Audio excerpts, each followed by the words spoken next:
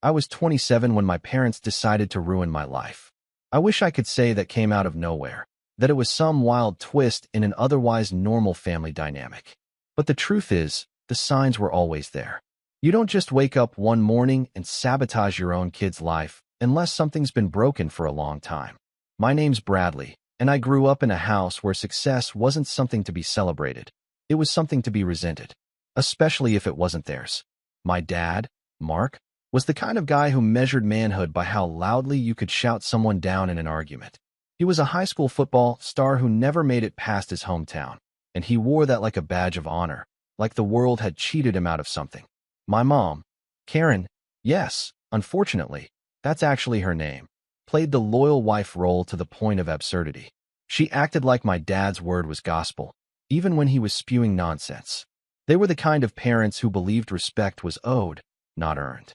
And if you ever dared to question their authority, well, let's just say you were getting too big for your britches. Growing up, I learned early that praise was a scarce currency in our house. You didn't get a good job for bringing home straight A's. You got a reminder that plenty of kids do that, and a question about why I hadn't taken on more extracurriculars. When I landed my first job in high school working weekends at a local hardware store, I used to be proud walking in the front door with my little envelope of cash. My dad would barely look up from the TV. "Hope you didn't screw up the register again," he'd mutter, half joking, half not. And if my younger brother Jason, 4 years younger, lazier, and with a magical talent for avoiding responsibility, got a C on a math test, they'd take him out for ice cream because he tried his best. Still, I wasn't a victim. I worked hard, I kept my head down, and I used every inch of distance I could create to build a life outside their shadow. I went to college on scholarship, no help from them, and graduated with honors in business administration. By the time I was 25, I'd landed a management job at a mid-sized logistics company. Nothing flashy, but the pay was solid, the team respected me, and I had a corner office with a window that overlooked the river. I even got to fly out for conferences a few times a year. For the first time in my life, I felt like I was building something of my own, something they couldn't touch. Of course, I made the mistake of telling them. It started with small things, as it always does. My mom would call me and make snide little comments like, "Must be nice to sit in an office all day while real people do the hard work." Or she'd ask if I was dating anyone, or are the women up there too high maintenance for you now? My dad, meanwhile, would scoff at everything I told him. When I mentioned I got a small bonus for leading a new project, he said, "You should be giving that to us. We raised you, after all." It was like any success I had was an insult to them, a reminder that I'd left them behind. But the real turning point came when Jason, remember him, crashed his car into a pole while driving under the influence. My parents didn't punish him. They didn't even seem mad. They were just upset that the insurance wouldn't cover the full damage. So they called me. "Bradley," my mom said sweetly, "your brother's in a tough spot. You know he's still trying to find his footing, and we just thought, since you're doing so well, maybe you could spot him a few thousand, just to help him get another car." "No," I said flatly. "I'm not paying for his screw-up." There was a long pause. Then my dad got on the phone. "You think you're better than us now, huh? Sitting up in your glass tower? You wouldn't have any of that without us." I could have hung up. I probably should have. But I didn't. I was tired. Tired of pretending we were a normal family. Tired of biting my tongue every time they tried to drag me back down. "You didn't help me get any of this," I told him. "You've done nothing but belittle me since I was a kid. So no, I'm not giving you money. And if this is how these conversations are going to go, maybe we shouldn't have them anymore." I hung up, and for a while, it was quiet. A month passed, then two. No calls, no texts, no random guilt-tripping voicemails from my mom. I thought maybe, just maybe, they'd gotten the message. That maybe we could finally start over as distant relatives who politely wished each other happy birthdays and kept the conversation shallow. But that would have been too easy. The next time I heard from them wasn't a phone call. It was a meeting with my boss. He called me into his office, his expression unreadable. I remember the way he folded his hands on the desk and said, "Bradley, I received a very disturbing phone call this morning." My stomach dropped. "Someone claiming to be your father said they had evidence you've been stealing money from the company." I laughed. I couldn't help it. It sounded so ridiculous. "Wait, what?" His face didn't change. "He claimed you'd been funneling client payments into a personal account and that he had bank statements to prove it." Obviously, we take allegations like this seriously, so I reviewed everything myself. I didn't find anything yet, but before I could even respond, your mother called too. She said you'd confessed to her in tears and begged her not to tell anyone. My mouth went dry. Sir, that's completely false. I would never. I want to believe you, he said quietly. But the board has been alerted. There's going to be an audit. In the meantime, we have to suspend you. Effective immediately. I didn't even hear the rest. It was like white noise washed over everything. I stood up. I nodded, numb, and walked out of that building in a daze, my ID badge still dangling from my neck like a joke. My coworkers stared at me as I passed. Some gave me sympathetic looks. Others avoided my gaze. I sat in my car for an hour. I didn't cry. I didn't scream. I just sat there, replaying every interaction I'd ever had with my parents, trying to understand how we'd gotten here. And then I called them. My mom answered on the second ring, her voice sugary sweet. Bradley, how are you? You called my job, I said. You told them I was stealing money. Are you out of your mind? There was a pause. Then, in the background, I heard my dad say, put him on speaker. She did. Bradley, my dad said, we were just trying to help. You've been so full of yourself lately. Someone needed to bring you back down to earth. I blinked. You ruined my career. You think this is some kind of lesson? You'll bounce back, he said. But maybe next time, you'll remember where you came from. I couldn't breathe. I couldn't speak. And that's when it hit me. They weren't going to apologize. They weren't going to take it back. They thought they were right. And that's when I decided they were never going to see what was coming next. I didn't sleep that night. I lay in bed staring at the ceiling, the weight of everything crushing down on my chest like a concrete slab. Every hour or so, I'd reach for my phone hoping to see an email from my boss, maybe an apology saying it was all a misunderstanding and that I could come back. But nothing. Just silence. Silence from work. Silence from the so-called friends I'd made there. And the loudest silence of all, from the people who had detonated my entire life and went to bed that night without a second thought. For the first week, I kept hoping it would blow over. That HR would realize the allegations were baseless. That someone, anyone, would take my side. But the truth was, when someone accuses you of something that's serious, especially when it comes from your own parents, it sticks. My work email was locked. My company card frozen. The few colleagues I texted gave me dry responses or ghosted me altogether. I could feel the walls closing in. That weekend, I got a call from Jason. I stared at his name flashing across the screen for a good 10 seconds before answering. We hadn't spoken since I'd refused to pay for his DUI wreck. He was the golden boy, the favorite, the one who could burn down the house and somehow still be handed a trophy. Brad, he said, casual as ever. Man, you okay? Mom told me you were having a rough week. Rough week? Like I caught the flu or something. You mean the part where they lied to my boss and got me suspended? I asked flatly. He whistled. Yeah, that was messed up. But, they were just trying to help. I almost laughed. Help? Look, man, he said, shifting into that familiar tone of fake empathy he always used when he wanted something. Dad said you've been acting like you're better than everyone. I'm not saying they were right, but you have been kind of distant. You don't come home anymore. You don't call unless they call first. I think they just felt like you were slipping away. I was slipping away, I snapped. Because every time I come around, it turns into a guilt trip or a lecture. I'm not going to keep subjecting myself to that just because they're family. There was a pause. Then Jason, still soft-spoken, said something that made my skin crawl. If you just gave them what they were asking for, this probably wouldn't have happened. I didn't even respond. I just hung up. And that was when I realized this wasn't just about the phone call. This was about control. About a family so threatened by my independence that they had to destroy it to feel powerful again. I wasn't their son. I was their success story, and if I stopped playing along, they'd rather see me ruined than proud. The audit at work dragged on. I was put on unpaid leave while the board sorted through every expense report, every client invoice, every travel receipt I'd filed over the past 2 years.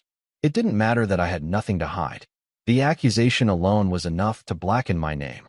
I couldn't even walk into a coffee shop without wondering if someone had heard about that manager who embezzled funds and got caught. My landlord was sympathetic for the first month. But by the second, I was dipping into savings to keep the lights on.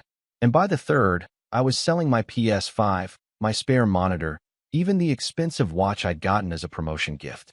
I was hemorrhaging.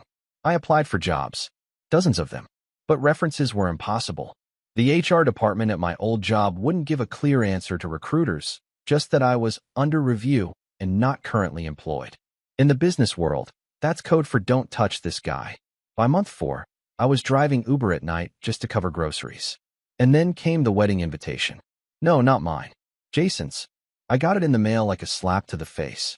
A glossy card with golden trim, all frills and fake smiles. You are cordially invited to the union of Jason Miller and Danielle Roberts. The envelope had a handwritten note from my mom. We hope you'll come. It would mean a lot to the family. I stared at it for 10 minutes before dropping it in the trash. The irony was almost poetic. Jason, who still lived at home, who'd never held a job for more than 6 months, who blamed everyone else when things went wrong. He was moving forward, getting married, celebrated. And I was a pariah, the black sheep, the accused. But here's the part that really broke me. 3 days later, I got a voicemail from my mom. Bradley, she said, her voice syrupy sweet. We were thinking it might be best if you didn't come to the wedding, just to keep the peace. You understand, right? Jason's boss will be there, and we don't want any awkwardness. I didn't throw my phone, though I wanted to. I sat there in the dark, my hands shaking, listening to that message over and over. We don't want any awkwardness. Like I was the one causing problems. Like I was radioactive, uninvited from my own brother's wedding because I was inconvenient to look at. That was the moment something snapped in me. This wasn't just emotional neglect anymore. This was character assassination. A slow, calculated unraveling of my life from people who were supposed to love me. And still, I didn't retaliate. Not yet. Instead, I started documenting. Every text, every voicemail, every bank statement. I gathered everything. Proof of my clean work history, emails from clients praising my leadership, performance reviews. I submitted an official written statement to HR, complete with timelines and attached files.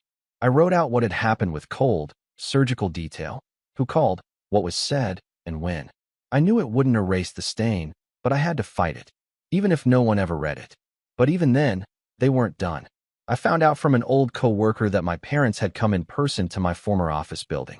They showed up during a lunch hour, handed a folder to the front desk, and asked if they could speak with someone in management. Inside the folder were edited bank statements. Fabricated, forged, documents that made it look like I had transferred funds to a personal account. Thankfully, the company had already begun verifying everything with accounting and saw the discrepancies. But the intent was clear. They were trying to destroy me. It wasn't about humility. It was about power. I finally reached out to a lawyer, a friend of a friend who specialized in defamation and workplace retaliation. I met him in a dingy downtown office, wearing a button-down shirt I'd ironed 3 times to make it look presentable. I was exhausted, broken, and borderline out of money. But I had one thing left. Rage. You have a case, he told me after listening to everything. A strong one. And suddenly, for the first time in months, I felt a flicker of control return. But before I could even file the suit, there was one more betrayal waiting for me. It was a Thursday afternoon. I was home, jobless and halfway through a bowl of instant noodles, when there was a knock on the door. I opened it to find a man in a crisp suit holding a manila envelope. You've been served, he said, then walked off. I opened it.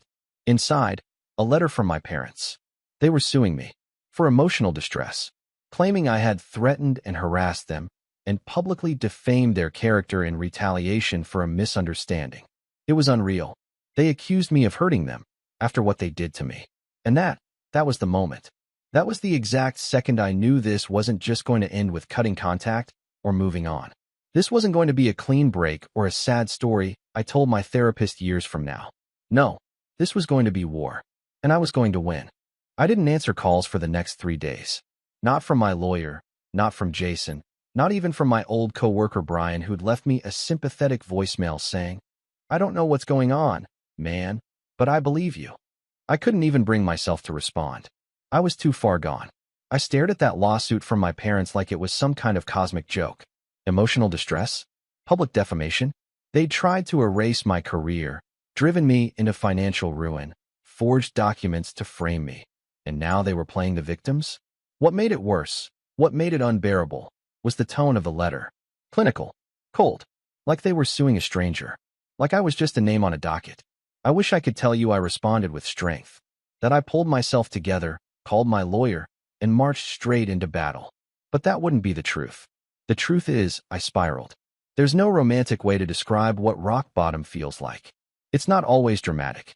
Sometimes, it looks like a guy in sweatpants eating ramen off a paper plate at 2 a.m. while reruns of some show he's not even watching drone in the background. Sometimes, it's a silent panic attack that lasts for hours. Sometimes, it's just nothing. You don't cry. You don't rage. You just exist in a hollow kind of numbness. I canceled my gym membership. I stopped answering texts. I stopped shaving. For the first time in my adult life, I had no purpose, no direction, no schedule. I was a ghost in my own apartment. And then the eviction notice came. I was behind on rent by 2 months. My savings were gone. Uber income barely covered groceries. I had exactly 13 days to vacate. That night, I sat on the floor with my back against the fridge, holding the eviction letter in one hand and my phone in the other. I almost called them. Almost. Part of me, some pathetic little fragment, still believed they might feel bad, that they might take it back, that this was all some elaborate test, and if I just gave in, they'd welcome me back like nothing happened. But I didn't call. Instead, I called the only other number I had left. Kira. She was an ex. We dated in college. She was the first person who really saw me, the first person who told me I could be more than the people who raised me. We broke up because life took us in different directions, but we stayed on friendly terms. She lived about an hour away, and I knew she had a guest room. I didn't expect her to say yes. Honestly, I expected her to hang up after I explained what had happened. But she didn't. She listened. Every word. And when I finally ran out of things to say, she just asked one question. Do you want to sleep on the couch or the guest bed? I broke down. That weekend, I packed everything I could fit into 2 suitcases and a couple of trash bags. I left the rest. My lease was up in a week anyway, and there wasn't anything left to hold on to. I took one last look at that apartment, my first place on my own, the place I'd celebrated promotions, hosted game nights, built a life, and walked away. Kira welcomed me in without fanfare. No pity, no judgment. Just a quiet house, a clean bed, and a little folded towel on the nightstand. She didn't ask me to explain anything again. She just let me breathe. The first week, I barely left the room. I slept. I read. I stared at the ceiling. Kira would knock sometimes, leave tea or snacks by the door, but never pushed. Slowly, I started to come out of the fog. I started going for walks. I helped with dishes. I offered to mow her lawn, which turned into a weekly routine. And one day, she walked into the kitchen and found me sketching something on a napkin. What's that? She asked. I didn't even look up. Business plan. She sat down across from me. You starting a company? Thinking about it, I said. Something small. Consulting. I still know the industry. I still have contacts. Maybe not corporate ones, but mid-level teams, logistics, warehouse analytics, inventory efficiency. I could help startups streamline their supply chains, run leaner, maybe even remotely. She nodded. You'd be great at that. I looked up at her. You really think so? She didn't hesitate. I know so. That night, I opened my laptop for the first time in weeks. At first, it was slow. I started with a Google document, then a spreadsheet, then a list of potential clients. I reached out to a few people I used to work with, quietly, cautiously, just to feel things out. A former vendor I'd worked with messaged back, enthusiastic and supportive. He said he'd been looking for someone just like me to help revamp his inventory system. We hopped on a Zoom call. I walked him through a few fixes for free. He insisted on paying me. Said I saved him $2,000 in just an hour. That night, I built a logo. Nothing fancy. Just my name, clean font, and a tagline. Clarity. Efficiency. Results. By the end of the month, I had 3 paying clients. I wasn't rich. I wasn't even stable. But I had momentum. And something else happened, too. I started talking to my lawyer again. He was patient, methodical. He walked me through the process, what we needed to prove, what documents to gather, what testimony to prepare. We filed a counter to my parents' ridiculous lawsuit, and he assured me we had a far stronger case. I wasn't just defending myself anymore. I was going on the offensive. We filed for defamation, malicious interference, and emotional damages. And the best part? We subpoenaed phone records, emails, and financial statements. Every lie they told would have to be defended under oath. Meanwhile, I kept working. Kira helped me design a website. I joined freelancer groups. I started getting referrals. Word spread. I offered results, not fluff. No bloated proposals, no unnecessary jargon. Just clean, efficient systems that saved small businesses money. I became the guy they called when things were messy and margins were tight. I moved out after 4 months. Rented a small apartment near Kira's place. Nothing fancy, 1 bedroom, old carpet, weird stain on the ceiling. But it was mine. I bought a secondhand desk, set up a corner workspace, and taped my logo to the wall above it. Clarity. Efficiency. Results. 6 months after rock bottom, I had 12 clients, a functioning business, and enough cash flow to pay myself a modest salary. But I hadn't forgotten. Not the phone call. Not the laughter in my dad's voice. Not the voicemail from my mom telling me I wasn't welcome at my own brother's wedding. And definitely not the forged documents. My lawyer called me one afternoon while I was working on a logistics blueprint. "Bradley," he said, voice calm. "Their case is unraveling. We got the call recordings." I froze. "Call recordings? Your former employer records incoming calls. Not all of them, but some.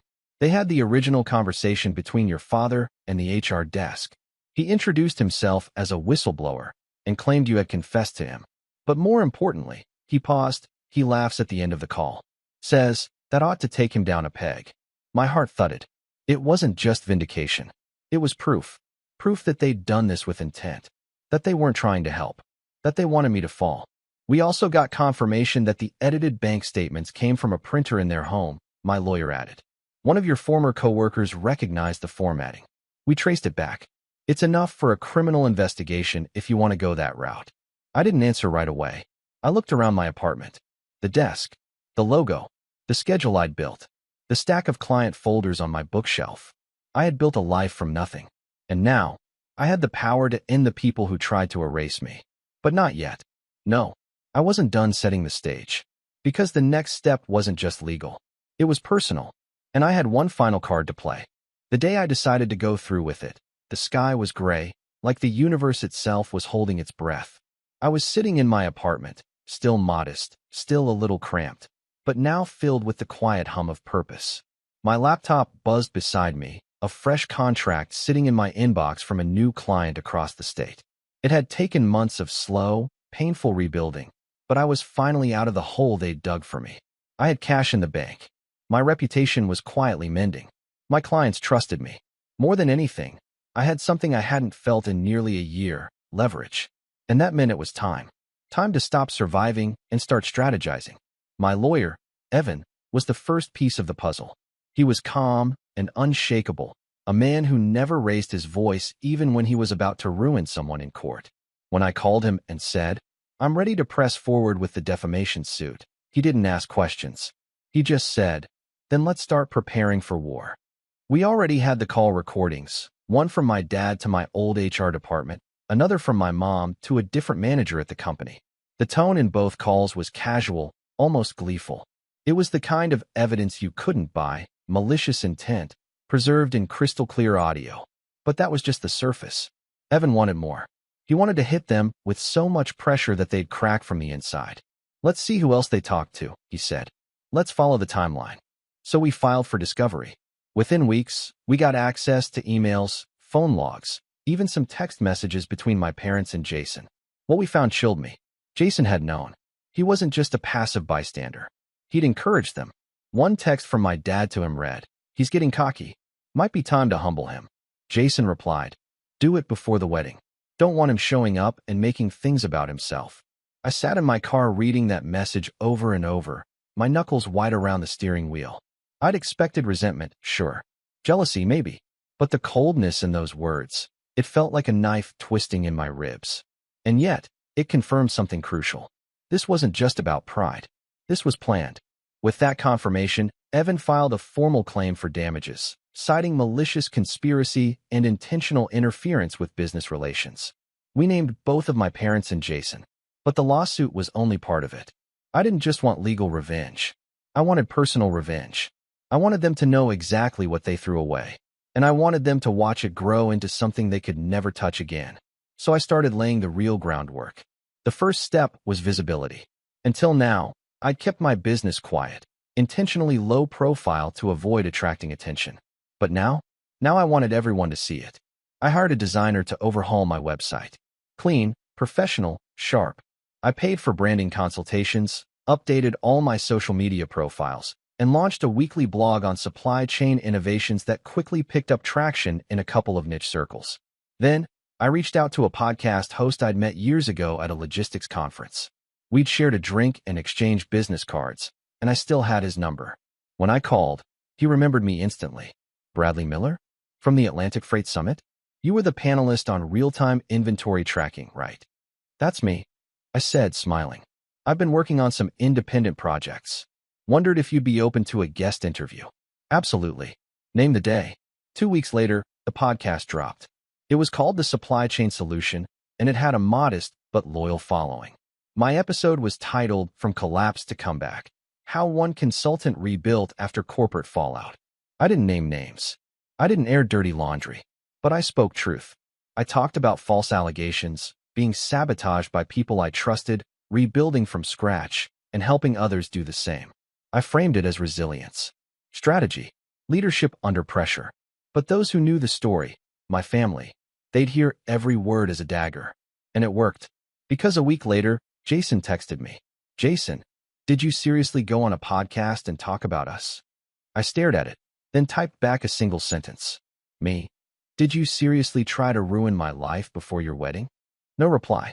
Good. Let the silence sink in. But I wasn't finished yet. The wedding had come and gone by this point. Jason and Danielle got married in some vineyard upstate.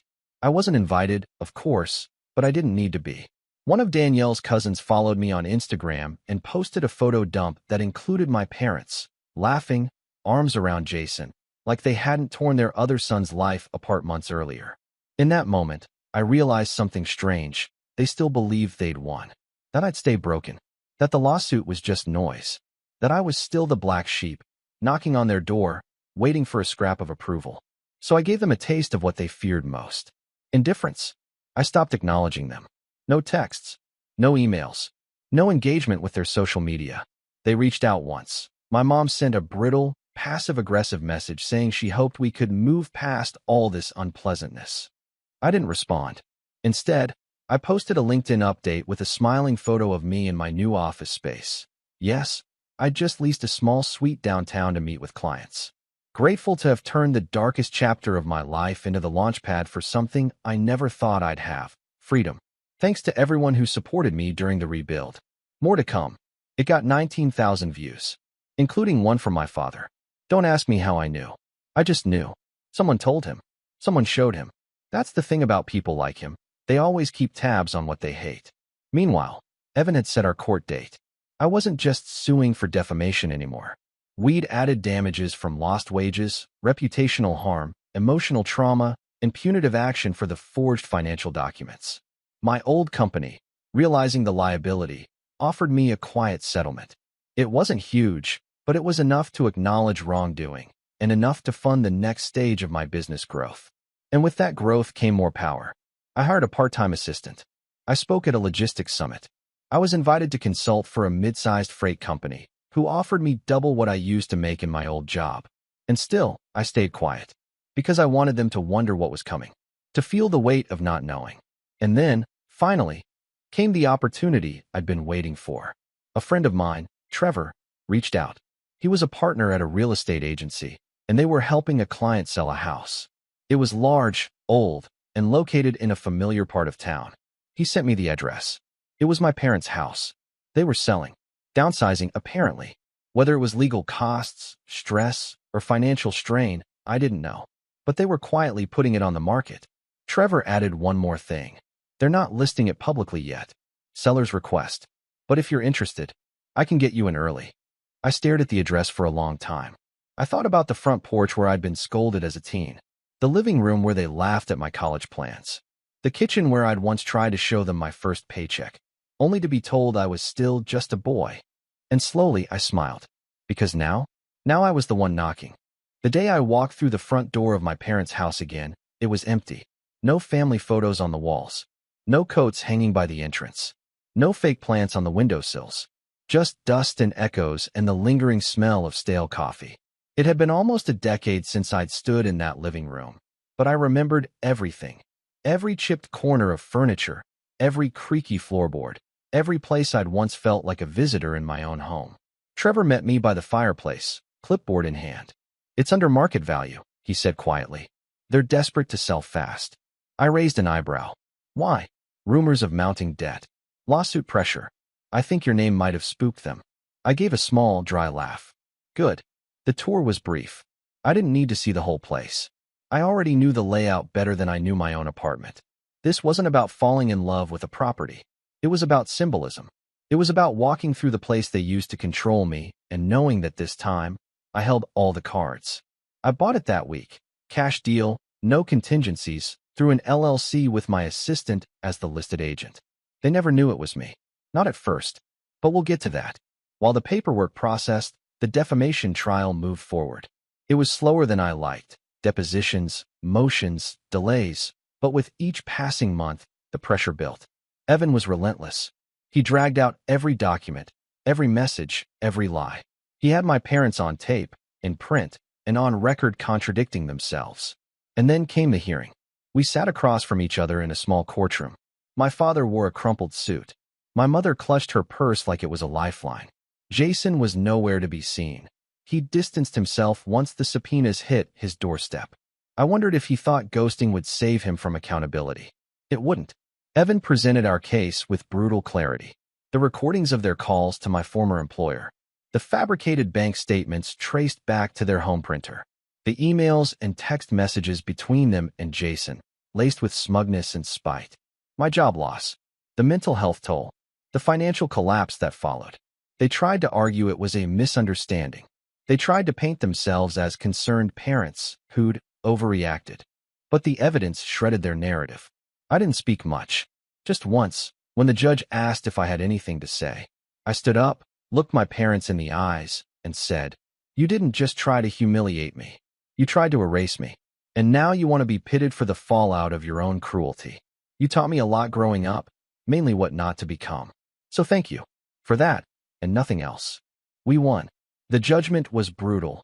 Damages awarded for defamation, loss of income, emotional distress, legal fees, and a public retraction requirement submitted to my former employer. The amount? 6 figures.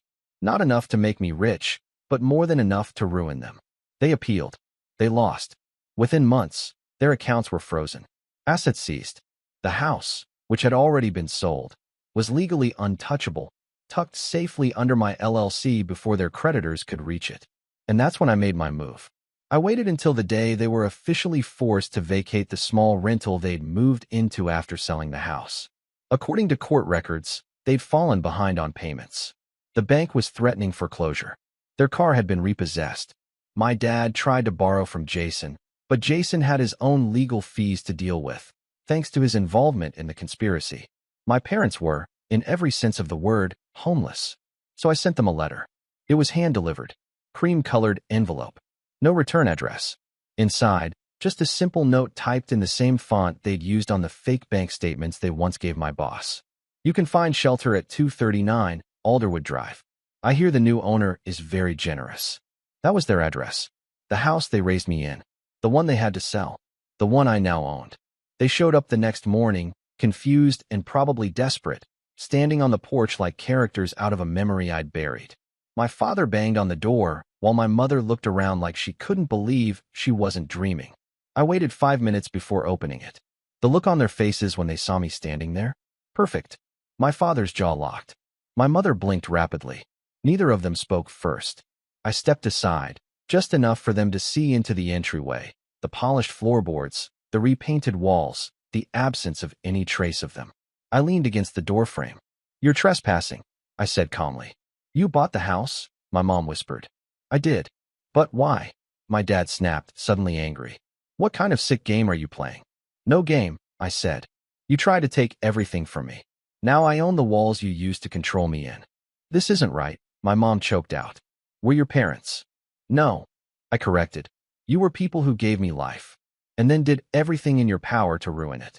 That title, parents, you lost at the day you picked a vendetta over your own child. I closed the door. They didn't knock again. I watched through the peephole as they stood there for a few minutes, exchanging heated whispers. Then they walked away, shoulders heavy, heads low. I never saw them again. Jason sent me an email about 6 months later, something vague and half apologetic. He said he regretted getting caught up in all the drama and hoped we could move forward. I didn't reply, because some things don't deserve closure. Today, my business is thriving. I have 6 full-time employees, a waiting list of clients, and a quarterly newsletter with thousands of subscribers. I'm mentoring young professionals who remind me of myself before the collapse, hungry, hopeful, and looking for guidance from someone who's walked through fire and come out whole. I still drive past the house sometimes. I rent it out now, to a sweet couple with 2 kids and a golden retriever. They've painted the shutters blue, planted a small garden in the front. The laughter that spills from their windows feels like a cleansing. Sometimes, I park across the street and watch them for a few minutes, just to remind myself that home is no longer a place of bitterness. It's a place of healing, a place I reclaimed, a place I won. And every time I get out of my car and walk away, I do it with my head held high, not because I destroyed them, but because I didn't let them destroy me. I didn't burn the bridge. They tried to drown me under it, and I learned how to build my own.